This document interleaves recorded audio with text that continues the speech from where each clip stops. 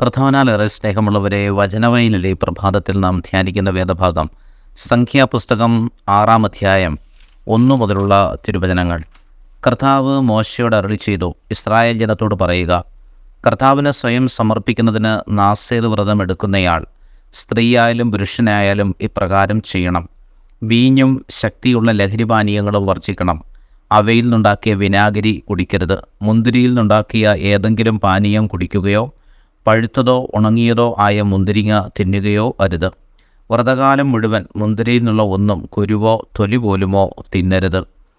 പ്രിയപ്പെട്ടവരെ, നാസീർ വ്രതം അത് കർത്താവിന് സമർപ്പിക്കപ്പെടുന്ന, അല്ലെങ്കിൽ കർത്താവ് ചില പ്രത്യേക ശുശ്രൂഷകൾക്ക് വിളിച്ച് വേർതിരിക്കപ്പെടുന്ന ഒരാൾ അനുഷ്ഠിക്കേണ്ട ഒരു വ്രതമാണ്. പ്രത്യേകിച്ച് ദൈവസന്നിധിയിൽ ചില ആത്മീയ ക്രമീകരണങ്ങളിലൂടെ, ഭക്ഷണക്രമങ്ങളിലൂടെ ഒരു വ്യക്തി കടന്നു പോകുന്ന സമയമാണത്. അങ്ങനെ ഇസ്രായേൽ ജനത്തോട് പറയുക, കർത്താവിന് സ്വയം സമർപ്പിക്കുന്നതിന് നാസീർ വ്രതം എടുക്കുന്നയാൾ സ്ത്രീയായാലും പുരുഷനായാലും ഇപ്രകാരം ചെയ്യണം. വീഞ്ഞും ശക്തിയുള്ള ലഹരി പാനീയങ്ങളും അവൻ വർജിക്കണം. അവയിൽ നിന്നുണ്ടാക്കിയ വിനാഗിരി അവൻ കുടിക്കുവാൻ പാടില്ല. മുന്തിരിയിൽ നിന്നുണ്ടാക്കിയ ഏതെങ്കിലും പാനീയം കുടിക്കുകയോ പഴുത്തതോ ഉണങ്ങിയതോ ആയ മുന്തിരിങ്ങ തിന്നുകയോ ചെയ്യരുത്. ഇതെല്ലാം പറയുന്നത് ഒരു ക്രമീകരണം അവൻ്റെ ജീവിതത്തിൽ നിന്ന് ആവശ്യപ്പെടുന്നു എന്നുള്ളതാണ്. ചില ദൈവീക കാര്യങ്ങൾ ചെയ്യുവാൻ വേണ്ടി കർത്താവ് സമൂഹത്തിൽ നിന്ന് ചിലരെ വിളിച്ച് വേർതിരിക്കും. ഉദാഹരണത്തിന് പൗരോഹിത്യം. പുരോഹിതരാകാനായിട്ട് വിളിക്കപ്പെടുന്ന വ്യക്തികൾ സമൂഹത്തിൽ നിന്നും വളരെ വ്യത്യസ്തരായി ജീവിക്കേണ്ടവരാണ്. അവരുടെ ജീവിതത്തിൻ്റെ ശൈലിയും വളരെ വ്യത്യസ്തമായിരിക്കണമെന്ന് വചനം ഓർപ്പിക്കുന്നുണ്ട്.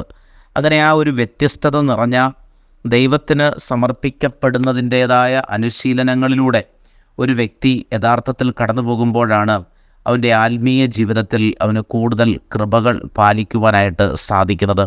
ഇപ്രകാരമുള്ളൊരു ആത്മീയ ക്രമീകരണം ഒരു വ്യക്തി ചെയ്യുകയും ആ കൃപയിലൂടെ ആ വ്യക്തി കടന്നു പോവുകയും ചെയ്യുമ്പോഴാണ് കർത്താവിൻ്റെ വലിയ കൃപകളും നന്മകളും ആ വ്യക്തിയിൽ രൂഢമൂലമായി തീരുന്നത്. അതുകൊണ്ട് പ്രിയപ്പെട്ടവരെ, ആത്മീയ മേഖലയിൽ നാം എടുക്കേണ്ട ചില ചൈതന്യങ്ങളുണ്ട്.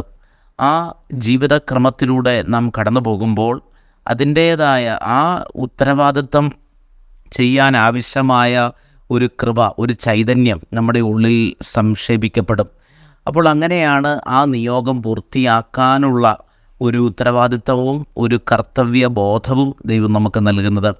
അപ്പോൾ നമ്മെ ഓരോരുത്തരെയും ദൈവം വിളിച്ചിരിക്കുന്നത് ചെറിയ കാര്യങ്ങൾ ചെയ്യുവാനായിട്ടല്ല, മറിച്ച് വലിയ കാര്യങ്ങൾ ചെയ്യുവാനായിട്ടാണ് എന്ന് നാം പ്രത്യേകം വിശ്വസിക്കണം. നമുക്ക് ലഭിച്ചിരിക്കുന്ന ഉത്തരവാദിത്തങ്ങൾ അത് വളരെ വലുതാണ്. ആ ഉത്തരവാദിത്തങ്ങളിലൂടെ നാം കടന്നു പോകുമ്പോഴാണ് നമ്മുടെ ജീവിതത്തിന് ഒരു ആത്മീയമായ ശക്തിയും ആത്മീയമായ ബോധ്യങ്ങളും ഒക്കെ നൽകപ്പെടുന്നത്.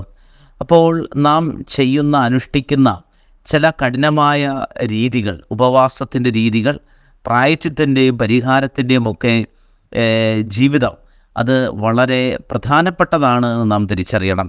പലപ്പോഴും നാം നമ്മുടെ ജീവിതത്തെ ക്രമീകരിക്കുവാനായിട്ട് ആഗ്രഹിക്കുന്നത് ചില അനുശീലനങ്ങൾ നൽകിയാണ്. എന്നാൽ ഭക്ഷണത്തിൻ്റെ മേഖലയിലുള്ള ചില ക്രമീകരണങ്ങൾ നമ്മെ വലിയ സ്വാത്വിക ബോധത്തിലേക്കും തപബോധത്തിലേക്കും നമ്മെ നയിക്കും. ആ ഒരു തപചിന്തയിലാണ് നമ്മുടെ ജീവിതം മുന്നോട്ട് പോകേണ്ടത്.